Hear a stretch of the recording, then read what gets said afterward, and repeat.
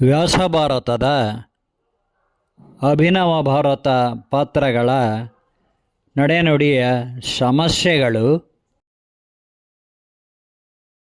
ಸ್ನೇಹಿತರೆ, ನಿಮಗೆಲ್ಲರಿಗೂ ಆದರದ ಸ್ವಾಗತ ಕೋರುತ್ತಾ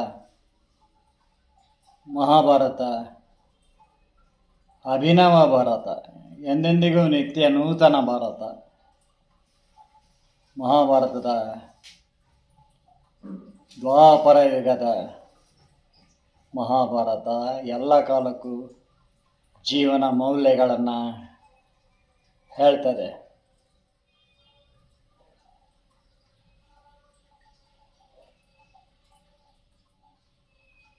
ಮೂರನೇ ಮಹಾಯುದ್ಧ ಆಗಬಹುದು ಅನ್ನುವುದನ್ನು ಕೂಡ ಆ ಕೃತಿಯಲ್ಲಿ ನಾವು ಗಮನಿಸಬಹುದು. ಮೊಟ್ಟ ಮೊದಲನೇದಾಗಿ ಧರ್ಮ ಎಂದರೇನು? ಭಗವದ್ಗೀತೆ ಧರ್ಮಗ್ರಂಥನೇ ಅಂತ ಕೇಳ್ತಾರೆ.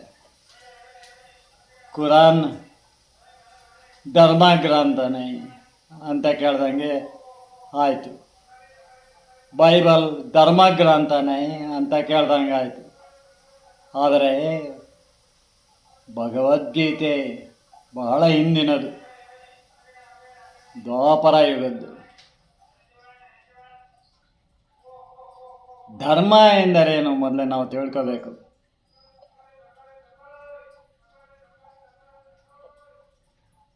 ಕೇಳಿದ ನೀತಿ ಕರ್ಮವಾದರೆ ಮಾಡಿದ ಕೆಲಸ ಧರ್ಮವಾಗುತ್ತದೆ. ಆ ಧರ್ಮ ಎಲ್ಲರಿಗೂ ಒಂದೇ.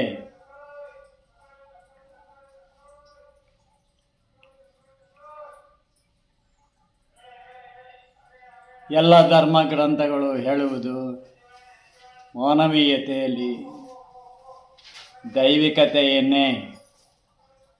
ಆದ್ದರಿಂದ ಭಗವದ್ಗೀತೆ ಏಕೆ ಅಗ್ರಸ್ಥಾನದಲ್ಲಿ ನಿಲ್ತದೆ? ದ್ವಾಪರ ಯುಗದ ಭಗವದ್ಗೀತೆ, ಬಹಳ ಪುರಾಣ ಕಾಲದ ಭಗವದ್ಗೀತೆ. ಸರ್ವಧರ್ಮಾನ್ ಪರಿತ್ಯಜ್ಯ ಮಾಮೇಕಂ ಶರಣಂ ರಜ. ಎಲ್ಲ ಧರ್ಮಗಳನ್ನು ಅಂದರೆ ಹಿಂದೂ, ಮುಸ್ಲಿಂ, ಕ್ರೈಸ್ತ ಎಲ್ಲ ಧರ್ಮಗಳನ್ನು, ನೀವು ಮಾಡಿಕೊಂಡಿರೋ ಧರ್ಮಗಳನ್ನು ತ್ಯಜಿಸಿ ಮಮೇಕಂ ಶರಣಂ ರಜ, ನನ್ನಲ್ಲಿ ಶರಣಾಗತರಾಗಿ ಎಂದು ಹೇಳ್ತಾರೆ ಭಗವದ್ಗೀತೆ 18ನೇ ಅಧ್ಯಾಯದಲ್ಲಿ. ನೋಡುವ ದೃಷ್ಟಿ ಸತ್ವದಿಂದ ಕೂಡಿರಬೇಕು. ಆಡುವ ಮಾತು ಕೂಡ ಅಷ್ಟೇ. ಸತ್ವಗುಣ, ರಜೋಗುಣ, ತಮೋಗುಣ ಭಗವದ್ಗೀತೆ ಹೇಳೋದು. ತ್ರಿಗುಣಾತ್ಮಕ ತತ್ವ.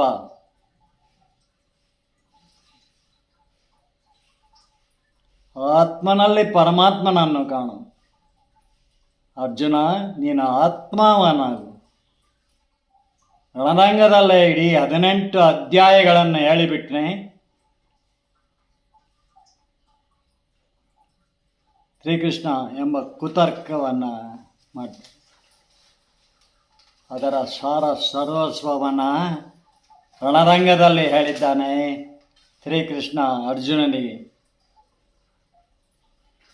ಯೋಗಕ್ಷೇಮವನ್ನು ಆತ್ಮನಲ್ಲಿ ನೋಡು. ಆತ್ಮನಲ್ಲಿ ನಿನಗೆ ಅವನು ಯಾವಾಗಲೂ ಹೇಳ್ತಾ ಇರ್ತಾನೆ, ಯಾವುದು ತಪ್ಪು, ಯಾವುದು ಸರಿ. ನಿರ್ಯೋಗಕ್ಷೇಮ ಆತ್ಮವಾನ್.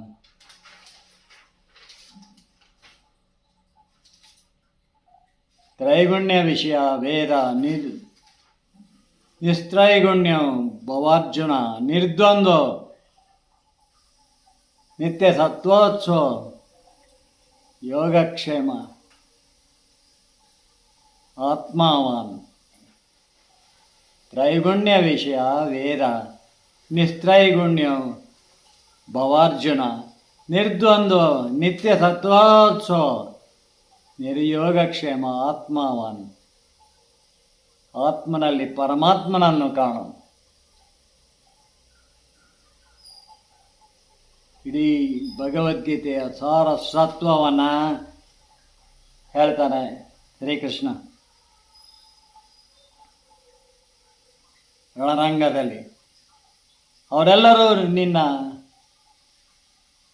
ಬಂಧು ಬಾಂಧವರೇ, ಆದರೆ ಈಗ ಯಾರೂ ಅಲ್ಲ. ಅವರೆಲ್ಲ ನಿಮ್ಮನ್ನು ಶತ್ರುಗಳನ್ನಾಗಿ ಪರಿಗಣಿಸಿದ್ದಾರೆ. ಆಚಾರ್ಯ ದ್ರೋಣರು, ಭೀಷ್ಮಾಚಾರ್ಯರು ಮನಸ್ಸಿನ ಒಳಗೇ ವ್ಯಥೆ ಪಡ್ತಾ ಇದ್ದಾರೆ. ನಾವು ಎಂಥ ಸಹವಾಸವನ್ನು ಮಾಡಿದ್ವಿ, ಅವನಿಗೆ ಅನ್ನದ ಋಣಿಯಾಗಿಬಿಟ್ವಿ.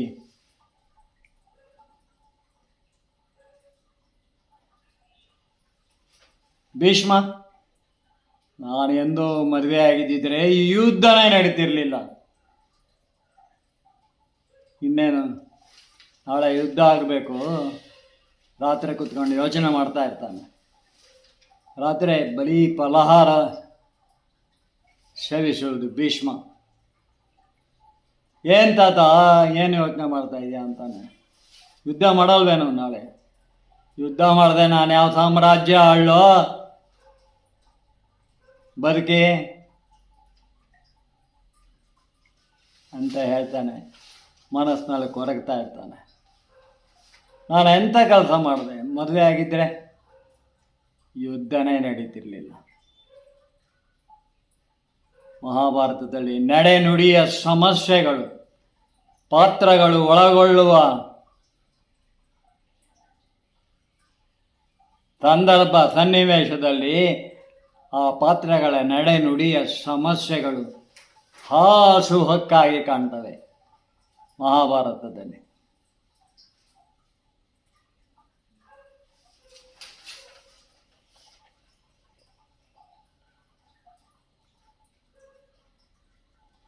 ಯಾರಿಗೂ ಇಷ್ಟ ಇರಲ್ಲ.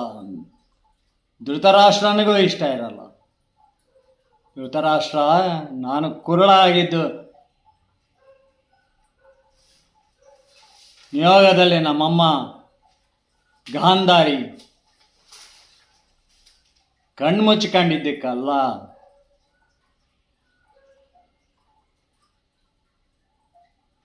ನನ್ನ ಪೂರ್ವ ಕರ್ಮವೂ ಹೌದು ಅಂತಾನೆ.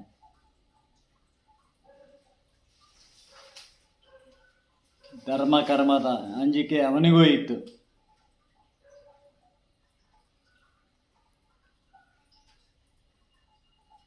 ಚಿತ್ತಬುದ್ಧಿ ಇದ್ದಾಗ ಚಿಂತನಶೀಲನಾಗ್ತಾ ಇದ್ದ. ಯಾವುದು ಧರ್ಮ, ಯಾವುದು ಕರ್ಮ, ಯಾವುದು ದೈವ ಇಚ್ಛೆ, ಯಾವುದು ಯೋಗ ಅಂತ.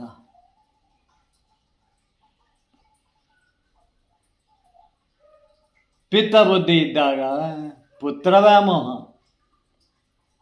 ಧೃತರಾಷ್ಟ್ರನಿಗೆ. ಧರ್ಮ ಕರ್ಮ ಕರ್ಮಣ್ಣೇವಾಧಿಕಾರಸ್ಥೆ ಮಾ ಫಲೇಶು ಸುಖದಾಚನ. ಕರ್ಮವನ್ನು ಮಾಡು, ಫಲಾಪೇಕ್ಷೆ ಮಾಡಬೇಡ ಅಂದರೆ ದುಷ್ಕರ್ಮ ಮಾಡುವಂತ ಅರ್ಥ, ಸತ್ಕರ್ಮ ಮಾಡುವಂತ ಅರ್ಥ. ಸತ್ಕರ್ಮವನ್ನು ಮಾಡು, ಸದಾ ಸತ್ವಗುಣದಲ್ಲಿ ಇರು. ನಿನ್ನ ಯೋಗಕ್ಷೇಮವನ್ನು ಆತ್ಮನಲ್ಲಿ ಕಾಣು. ಅಲ್ಲಿದ್ದಾನೆ, ಪ್ರತಿಯೊಬ್ಬರ ಹೃದಯದಲ್ಲಿ ಆತ್ಮನಿದ್ದಾನೆ. ಅವನು ತಪ್ಪು ಒಪ್ಪುಗಳನ್ನು ಹೇಳ್ತಾ ಇರ್ತಾನೆ. ಆತ್ಮನಲ್ಲಿ ಪರಮಾತ್ಮ ಇದ್ದಾನೆ ಪ್ರತಿಯೊಬ್ಬರ ಹೃದಯದಲ್ಲಿ. ಕೈ ಮುಗಿಬೇಕಾದ್ರೆ ನಾವು ಹೀಗೆ ಹಿಡಿತೀವಿ.